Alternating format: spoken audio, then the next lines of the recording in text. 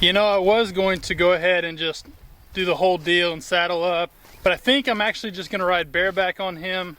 I haven't done that in quite some time, and I really enjoy doing it, and it's a little bit easier on him too, so I think I'm just going to ride bareback today. What do you think, buddy? Does that sound like a plan? Just nice, easy ride, and then maybe let you eat some grass?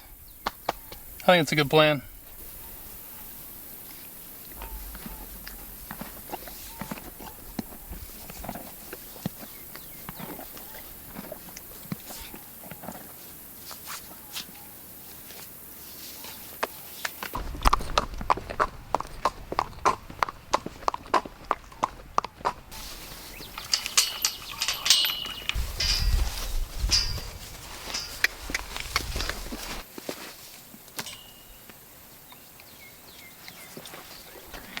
No.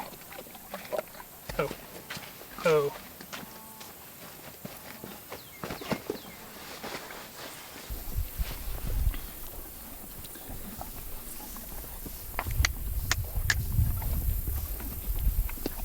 It's so much fun to just sit on this horse and ride around, just let him carry me wherever he really wants to go, and as long as he's not stopping and eating for grass, I really don't care. It's fun just to kind of relax. And although we haven't been roping much lately, that is definitely going to change. You know, I took a bit of a break. I took about 3 months and just kind of relaxed from it. I didn't enter anywhere. I didn't go practice anywhere. We just kind of let Blue take some time off, as well as me. And it's been really, really good for us. I think sometimes, whoa. For this horse, he's been an absolute trooper. He's just been go, go, go everywhere I wanted to go with him. He went. The last 3 months have really been just me thanking him for all the years that he's put in with me. And the time that I have owned him, we've gone to a lot of ropings, a lot of practices. And so these last few months have just been me thanking him for it and allowing him to recoup and recover. And I certainly think that that's important for these horses. I think it's important for them to get a little bit of time off. And with that time off, I got some time off. I'm super excited to get back to roping, and we'll be doing a lot more of that soon. Knowing Blue, knowing his personality, knowing what he's like when it comes to roping and practices and stuff like that, he is not the horse that you can just go and run live cattle all the time on. He definitely is more selective. You have to select when to practice on live cattle, when to go to jackpots, when to go to big ropings, because if you run too many live cows on him, he'll just work himself up and you won't get a good training session in, you won't get a good performance out of him. So what we will do to start off with him is just get back to the arena, get back to running the sled a little bit, then we may go to a jackpot, run a few, and just kind of work back up to our normal level, our normal competing level.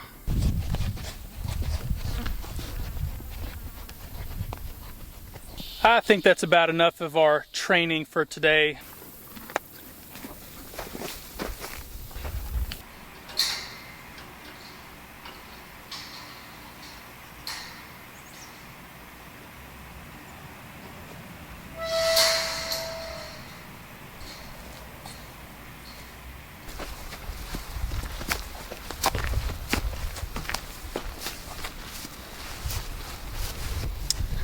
Man, I tell you what, God love this horse. He's 25 or 26 years old. He's starting to limp a little bit more and more every day. We're having to manage it more and more every day. For those of you that don't know, I actually retired Smoke. I guess it was probably 2 or 3 years ago now.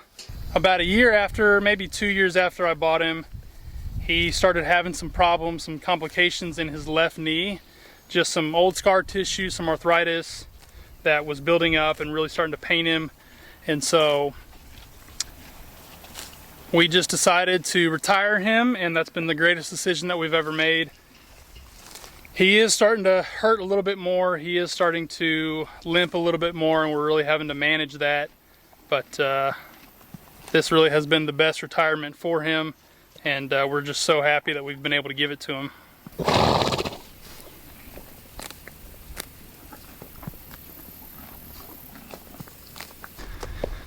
Now we gotta get the queen herself, Miss Leah. You ready to go eat some grass, girl? She's always ready.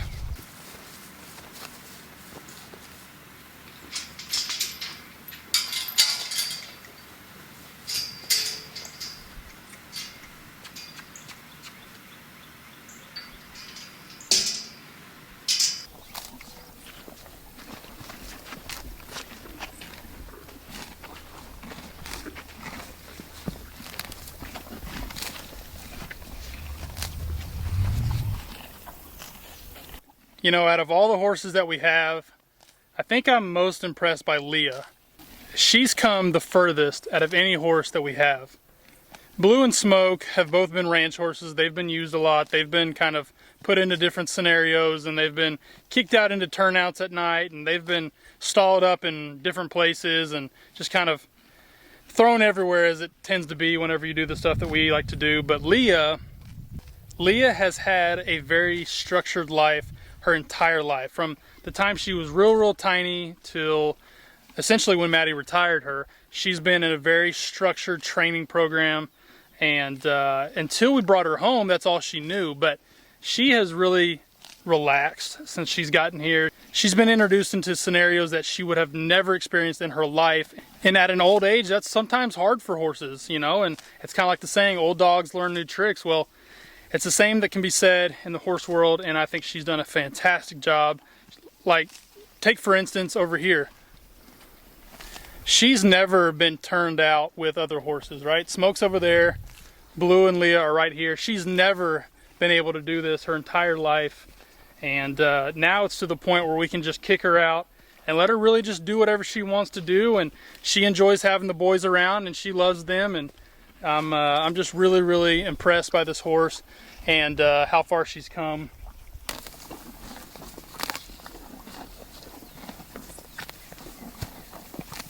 I'm just sitting here watching these horses, and I got to thinking about it.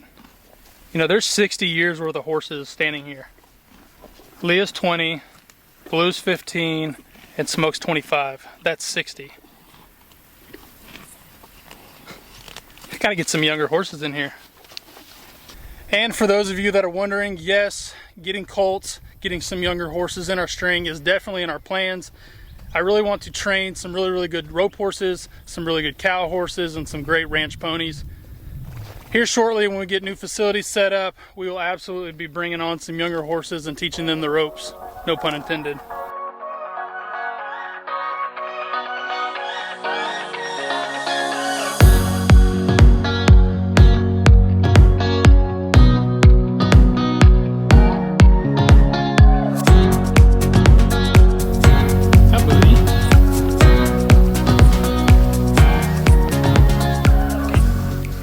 Man.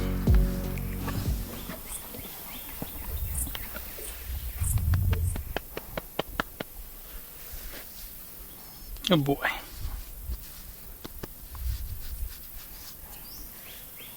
I tell you what, the very first horse that you have, it'll leave a special spot in your heart. One thing that I need to do real quick before I go and get everybody their hay and their feed, I need to redo Smoke's water. Since it sits out here in the sun, like those other two sit over there in the shade, this one gets real grody real fast. Like we just did this last night and refilled it, and it's already that gross. Something about it sitting out here in the sun, and grasshoppers and June bugs and everything get in here and they make it gross. So we need to drain this real quick and then get it refilled so that he can have some fresh water tonight.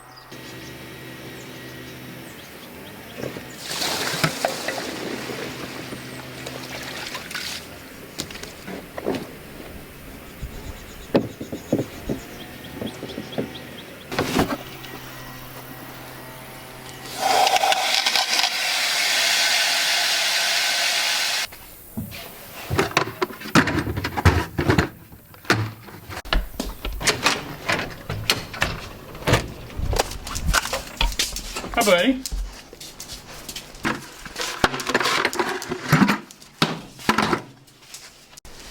If you've already watched me feed these horses a million times, you can probably just skip forward the next 20 or 30 seconds. If not, keep watching.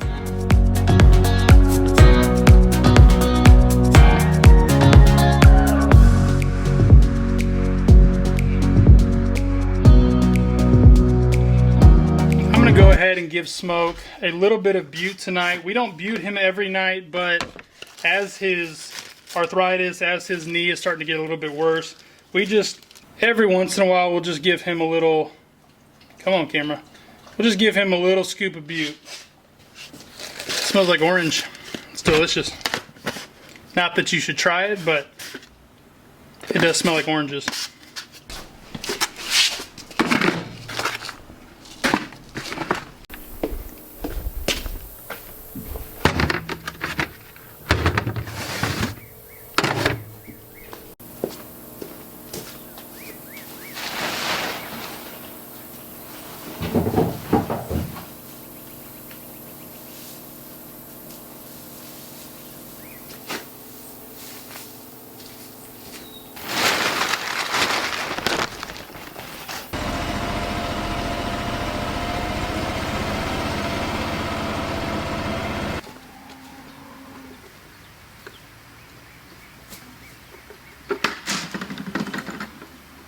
I have not been very impressed with the alfalfa lately.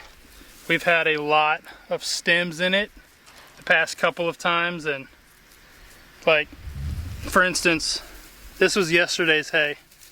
Blue ate all of the leaves off of it, but he left the stems, and so, I mean, look at that. Most of it is stem. We've been having to feed about double what we usually feed because it's mostly stems, and they won't eat these stems, so it's pretty much pointless to us. Now that all the horses are situated with dinner, I'm gonna go ahead and drag this arena. I'm gonna go ahead and put some water on it, because if not, it'll just be a huge dust storm.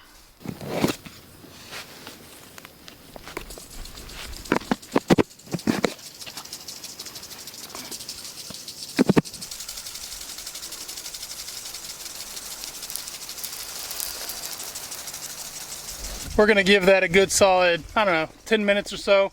In the meantime,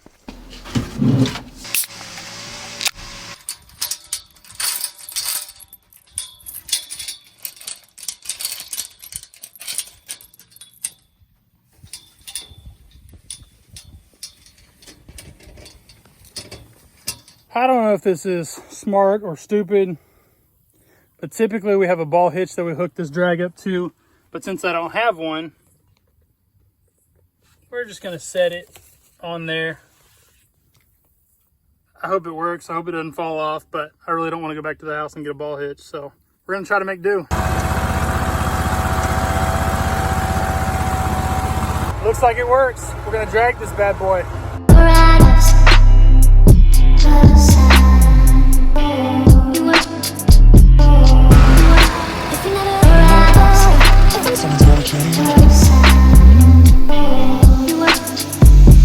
You know, there was about 80% of me that said there's no shot that that works. But the other 20% said, yeah, let's see what happens. I like that other 20%. No